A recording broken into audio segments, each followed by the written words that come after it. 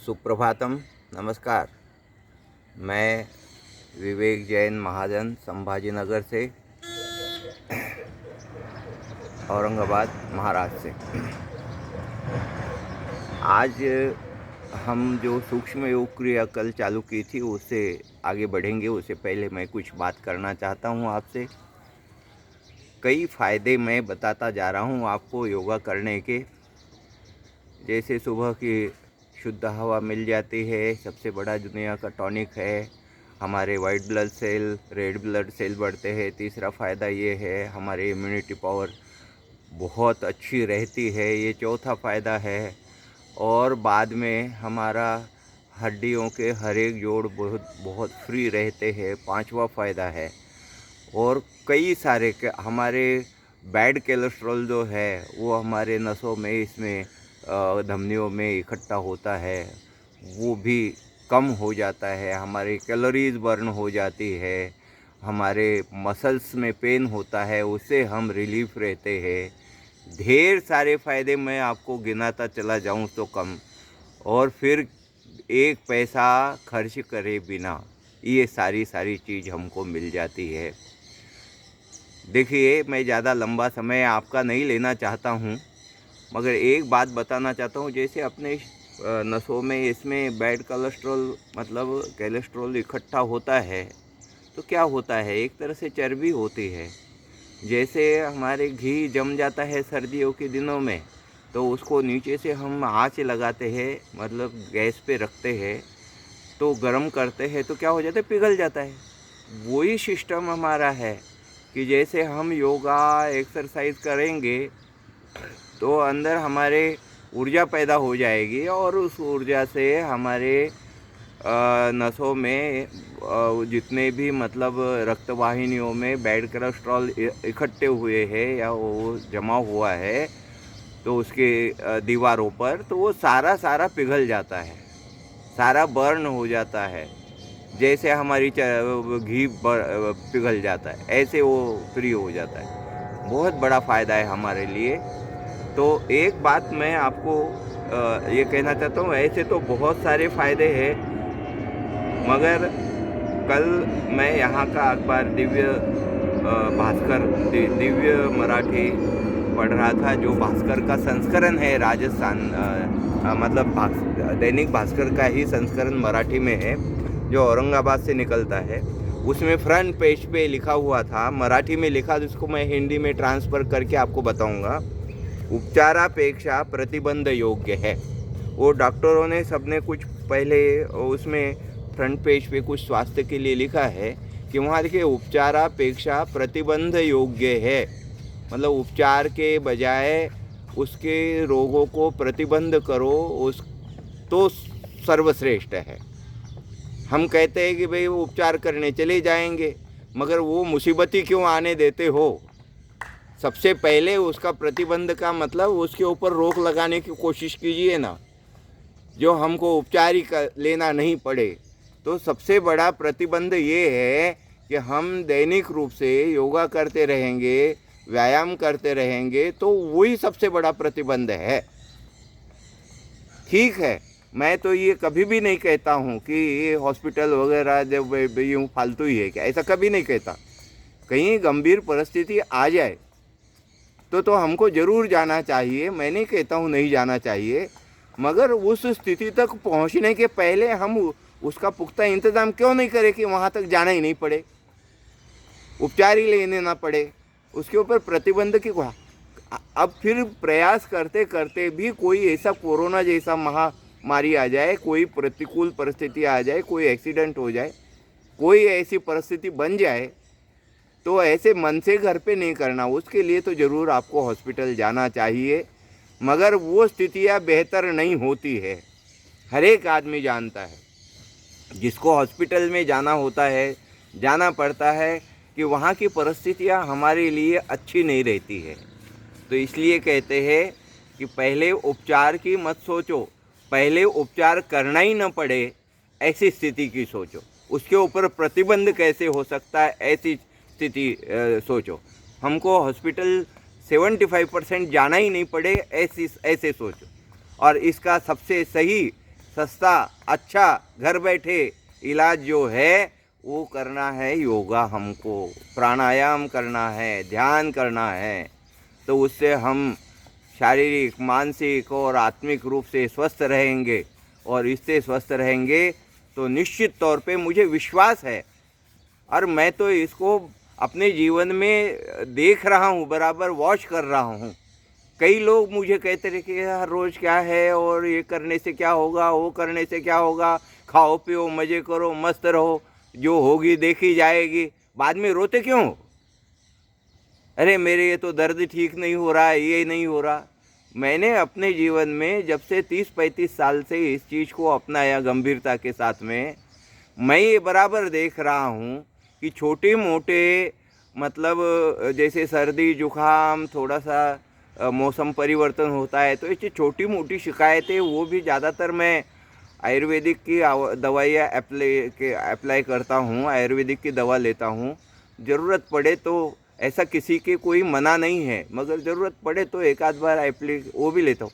मगर 1-2 दिन में मैं बराबर एकदम फिट हो जाता हूँ। लंबी देर तक बिस्तर पे सोना और ये करना मुझे पता ही नहीं है।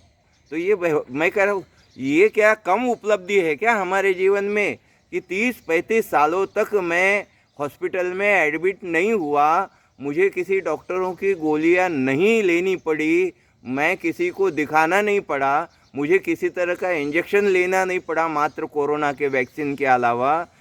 तो ये क्या कम उपलब्धि है क्या? और आप भी अपने जीवन में जुड़ जाएंगे तो आपको भी यही, तो इसलिए मैं फिर से उस डॉक्टरों ने जो लिखा हुआ वाक्य, मतलब वो है अखबार में हेडिंग में आया था, तो उसको मैं दोहरा रहा हूँ। उपचार से हमेशा हमेशा प्रतिबंध ही योग्य है। घर में चोर आ जाए और बाद में हम डंडा लेकर के उसको निकालने की सोचे, इसके पहले तो वो प्रतिबंध मतलब घर में घुसे ही नहीं, इसका इंतजाम हम क्यों नहीं करते? घर की सेफ्टी, घर की सुरक्षा इस तरह से रखे कि ताकि वो घर में प्रवेश ही नहीं कर पाए। और फिर सारी सेफ्टी और सारी सुरक्षा करने के बाद में यदि घुस जाता है तो जब देखेंगे मुकाबला करेंगे उसका।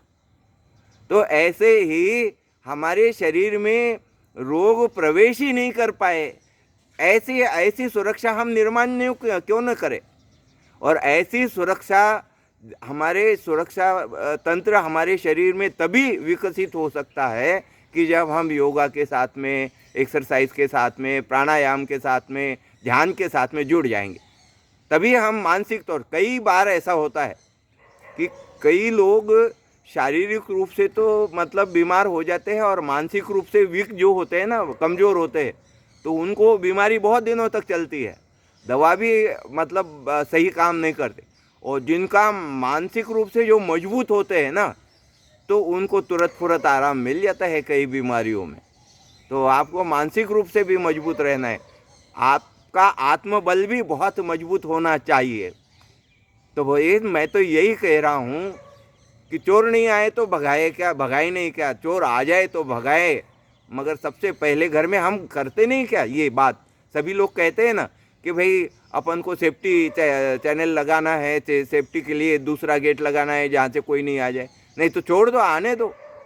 तो आप अपने घर का इतना इंतजाम करते हैं कि जिसमें चोर नहीं प्रवेश कर सके, दूसरा गेट, सेफ्टी गेट लगाते हैं, पहले अपना दूसरा दरवाज़ा रहता है, उसके ऊपर दूसरा अपन दरवाज़ा लगाते हैं ताकि कोई घर में ना आ जाए, आगे पीछे से मतलब सारी सुरक्षा के इंतज़ाम करते हैं, सीसीटीवी रखते हैं ताकि चोर ना आ जाए।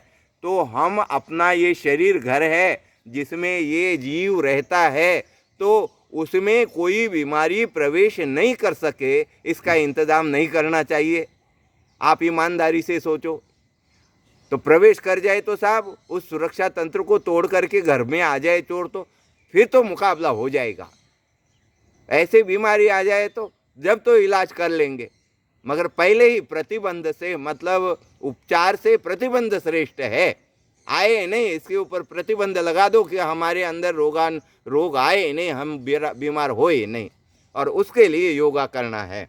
चलिए, मैं अब ऐसे मोड पे आया हूँ कि जिसमें बच्चे से लेकर के महिला पुरुष वृद्ध तक जो चलते फिरते लोग हैं, मैं बार बार कह रहा हूँ, इन सूक्ष्म योग क्रियाओं को सब आसानी से कर सकते हैं। जो बाहर नहीं निकल सकते वो अपने बेडरूम ड्राइंग रूम में बैठ कर के कर सकते हैं। जो बाहर निकल सकते बाहर निकल कर के कर सकते हैं। जिनको हल्का फुल्का बीपी रहता है, हार्ट का कोई प्रॉब्लम है, शुगर है, किसी तरह की कोई बीमारी है, तो वो भी ये हल्का व्यायाम है, हार्ड व्यायाम नहीं है। और ये छोटा छोटा थोड़े छोटे छोटे एक्सरसाइज करके, सूक्ष्म योग क्रियाएँ करके हम अपने आप को बहुत हद तक अपने आप को स्वस्थ रख सकते हैं। सबसे पहले डॉक्टर की मत सोचो, सबसे पहले हम स्वयं स्वस्थ रहे, इसके क्या उपाय हो सकते हैं ये सोचिए। और बाद में पार नहीं पड़े तो चिकित्सालय, डॉक्टर, हॉस्पिटल ये तो सब है ही है, वो तो कहीं नहीं जाएंगे। मैं ये कभी इसका विरोध नहीं करता हूँ। जब गंभीर परिस्थितियाँ हो जाए तो हमको उनके एडवाइस और उनका इलाज ज़रूर लेना चाहिए, मगर वो स्थिति न आए इसके लिए भी प्रामाणिक रूप से प्रयत्न करना चाहिए। चलिए अब हम चलते हैं। फिर से एक बार मैं आपसे सबसे निवेदन कर रहा हूँ कि जो जुटे नहीं हैं अभी तक, या खाली देख करके मतलब अरे क्या है ये तो सभी बताते हैं, ऐसा सोच करके आप उसको इग्नोर कर रहे हो, तो कृपया मेरे लिए नहीं, आप खुद के लिए, अपने परिवार के लिए और सभी मतलब स्वस्थ रहने के लिए, हॉस्पिटल से बचने के लिए जितना जल्दी इसके साथ में जुड़ जाएं उतना ही जल्दी जुड़ जाए। और अपने जो चाहने वाले हैं, परिवार वाले हैं, इष्ट मित्र हैं, उनको भी इसके साथ में जोड़िए। सबका फ़ायदा ही होगा, 2 पैसे नहीं लगेंगे और अपने आप में फ्री में अपने आप को हम स्वस्थ रख सकते हैं। समय तो आपको थोड़ा खर्च करना पड़ेगा, जितना भोजन के लिए समय दोनों टाइम खर्च करते हैं उतना समय तो खर्च करना पड़ेगा। चलिए, कल मैंने बताया था सबसे पहला हड्डी का जोड़ कौन सा है, बहुत महत्वपूर्ण है ये सूक्ष्म क्रिया है। पूरे बॉडी का एक्सरसाइज इसमें आएगा, सूक्ष्म योग क्रियाएँ भी है और इसमें प्राणायाम भी है। इसमें हाथों का, पेट का, सबका एक्सरसाइज आपको मिलेगा। देखिए, सबसे पहले हड्डियों का जोड़ कौन सा है, ये पैर को उंगलियां है, उसको दोहरा रहा हूँ। कल का जो है उसको मैंने करा था। ये जो पैर ऐसे भी नहीं रखते, ऐसे भी नहीं रखने, ये टखने से हमारे बिल्कुल 90 डिग्री में आने चाहिए पैर। कई लोग क्या करते हैं कि उंगलियां यूं करते हैं ना, तो उसके साथ साथ में पैर भी नीचे लेते हैं। ऐसा नहीं करना, ये तो बिल्कुल स्टेबल रहेगा और उस खाली ये ऊपर की उंगली उसमें मोशन होगा, उसमें हमको एक्सरसाइज करना है। पीछे का मतलब ऐसे उसको दूसरों को हिलाना नहीं। और वो हमेशा हम हर एक योग की क्रिया या योग का आसन करने में वही बात ध्यान रखनी है, सबसे पहले रेचक करते हुए उस क्रिया तक या उस आसन तक पहुंच जाए, उस आसन लगाए, फिर उसमें कुंभक करे कम से कम 30 सेकंड तक के लिए, और उसके बाद में फिर उसको पूरक लेते हुए मतलब सांस लेते हुए पहली स्थिति में आ जाए, फिर इसको दोहराए। ये तारतम्य आपको छोड़ना नहीं, इससे आपको दुगुना फ़ायदा हो जाएगा। और एक बात मैंने कल भी कही थी कि योगा करते वक्त कभी भी या कोई भी एक्सरसाइज करते वक्त हमको बोलना नहीं है, खाली नाक से ही श्वासोश्वास, जैसे इसकी धोखनी चलती है ना लोहार की, तो उस तरह से हमारे नाक से ही सांस निकलनी चाहिए। सर्दी के दिन हैं तो सर्दी के दिनों में आपको यदि पसीना आ जाए तो वो व्यक्ति कभी भी बीमार नहीं पड़ेगा। चलिए,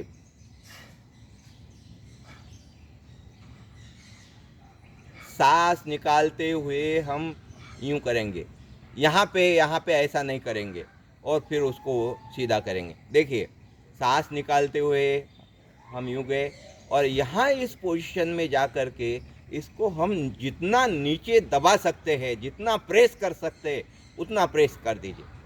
आपको ये दर्द होता है साहब, होने दो। ये दर्द जो है दर्द मिटाने का दर्द है ना, कांटे से कांटा निकलता है। और बाद में इसको यहाँ पे देखिए, इसको 5 बार आपको दोहराना है। ये पहला सूक्ष्म योग क्रिया है। इसमें इतना आसान है कि आप हड्डियों के जोड़ क्रम से ध्यान रखो तो उसका एक्सरसाइज आपको करना है, ज़्यादा ध्यान देने की ज़रूरत नहीं है इसमें। ये 5 बार। इसके बाद में क्या करेंगे, इसमें बाद में क्या करेंगे, देखिए ये दोनों पैर हमारे भिड़े हुए हैं ना, तो अब दूसरा हमारा हड्डी का जोड़ कौन सा है, ये हमारे टखने हैं, ये वाला जोड़ है, ये दोनों में देखिए ये जोड़ है। कई लोगों को देखिए ये एडियो में दर्द होता है, मेरे से भी कई लोगों ने पूछा है, और सभी का समाधान मतलब जो है एक एक क्रम से आ जाएगा। आप जुड़े रहिए, हर समस्या का समाधान मिल जाएगा आपको। ये एडियो का दर्द होता है कई लोगों को, यहाँ पे होता है ना, कईयों को यहाँ पे होता है नीचे, यहाँ पे। तो उसके लिए सख्त चप्पल नहीं पहने, हमेशा जो सॉफ्ट होती है वो चप्पल पहने, तो इससे प्रेशर नहीं आएगा। ज़्यादा हार्ड चप्पल नहीं पहने। तो वो एक उपाय तो ये है, और दूसरा उपाय इसका सबसे बेहतर एक्सरसाइज मैं बता रहा हूँ। इसके बाद में आने वाले एक ये और इसके अगला वाला एक्सरसाइज, जिनको यहाँ दर्द होता है, यहाँ भी दर्द होता है इस जोड़ में, उनके लिए बहुत फ़ायदेमंद रहेगा। चलिए यहाँ पे मैंने ये दूसरा एक्सरसाइज है, देखिए हम धीरे धीरे सांस छोड़ते हुए इसको यूं पे यहाँ पे ले जाएंगे। अब यहाँ कुंभक करेंगे और यहाँ से धीरे धीरे सांस ले। अब इसमें यहाँ इस पोजीशन में जाने के बाद में हम जितना सामने प्रेस कर सकते हैं उतना कीजिए। क्या होएगा तो देखिए, अब आप खुद महसूस करोगे कि हमारी यहाँ से लेकर के यहाँ तक की पूरा पीछे का हिस्सा देखो, यहाँ से लेकर के यहाँ तक का पूरी नसें और मसल्स जो है उसमें मतलब स्ट्रेचिंग होती है, उसमें तनाव आता है। तो पीछे का सारा नसों का जाल जो है वो, और यहाँ की सारी मसल्स है उसमें रिलैक्स। यहाँ का तो काम हो ही रहा है, मगर हमारे कमर तक, यहाँ तक पूरा मतलब उसमें नसें, तो पिंडलियों में दर्द करना और यहाँ पे मतलब दर्द करना, ये सारे दर्द गायब हो जाएंगे। चलिए फिर से एक बार बता रहा हूँ, इसका फ़ायदा बहुत ज़बरदस्त है। खाली इसका फ़ायदा होगा ऐसा नहीं है, ऊपर भी हो जाएगा। देखिए ये पूरा नसें हमारी मतलब उसमें रिलैक्स हो जाएगी। साथ अब इसमें कंजूसाई नहीं करनी है, जितना हो सके ज़बरदस्ती मत करो, मगर जहाँ तक हो सकता है ईमानदारी से वहाँ तक जाने की कोशिश कीजिए। सांस छोड़ते हुए हम यहाँ पे जाएंगे, देखो, और यहाँ जाने के बाद में उसको प्रेस करो ज़्यादा, जितना हो सकता है। तो यहाँ पे दर्द हो रहा है मेरे, यहाँ पे दर्द हो रहा है, यहाँ पे पूरा दर्द हो रहा है सामने, ये ऊपर की नसें भी मतलब स्ट्रेचिंग हो रही है, वो पूरे यहाँ तक। ये अपने साइटिका के लिए भी बहुत बढ़िया है। जिनको साइटिका होता है, इससे होगा ही नहीं भाई कोई बीमारी आए जो इसके इंतज़ार करो और बाद में मतलब जैसे प्यास लगे कुआं खोदे, ऐसा मत करो। अरे पहले ही कुआं खोद के रखो तो इमरजेंसी में हमको तकलीफ नहीं होएगी।